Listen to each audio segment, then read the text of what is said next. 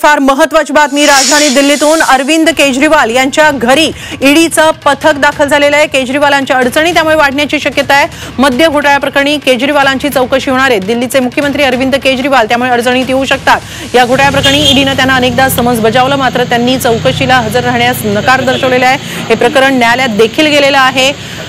यावरून ईडीवर जसे ताशेरे ओढले तसंच अरविंद केजरीवालांना आज उच्च न्यायालयानं अंतरिम दिलासा देण्यास सुद्धा नकार दिलेला आहे। आणि त्यानंतर आता ही महत्त्वाची घडामोड समोर येतेय। अरविंद केजरीवाल यांच्या घरी ईडीचं पथक दाखल झालंय। आपण याबाबत अधिक माहिती घेऊया आमचे प्रतिनिधी रामराजे शिंदे यांच्याकडून। रामराजे, काय नेमकं घडतंय अरविंद केजरीवालांच्या घरी? बिलकुल ईडीची टीम दाखल झालेली आहे आणि त्यासाठी तयारीची ईडीची टीम आलेली आहे, कारण चौकशी करण्यात येणार आहे। यापूर्वी सुद्धा ईडीच्या कार्यालयामध्ये हजर राहण्याचे आदेश देण्यात आले होते, परंतु काही कारणास्तव केजरीवाल हे हजर राहिले नव्हते।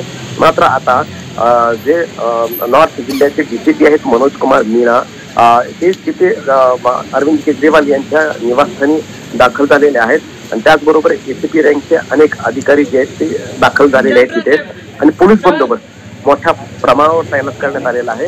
म्हणजे जी चौकशी आहे का अटक आहे हा असा प्रश्न निर्माण होतोय आणि दिल्लीचे मुख्यमंत्री आहेत अरविंद केजरीवाल, मग या संदर्भामध्ये खरंच कोणतं महत्वाचं आणि मोठं पाऊल ईडी उचलणार आहे का याकडे लक्ष द्यावं लागणार आहे।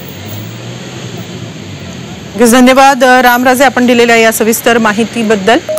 अरविंद केजरीवालांच्या घरी ईडीचं पथक दाखल झालेलं आहे, त्यामुळे आता अरविंद केजरीवालांच्या अडचणी वाढू शकतात। मद्य घोटाळ्या प्रकरणी केजरीवालांची चौकशी होणार आहे। याआधी ईडीनं चौकशीसाठी हजर राहण्यासाठी केजरीवालांना अनेकदा समन्स बजावलेलं होतं, मात्र केजरीवालांनी चौकशीसाठी हजर राहण्यास नकार दिला होता आणि आता त्यानंतर ईडीचं पथक अरविंद केजरीवालांच्या घरी पोहोचलेलं आहे।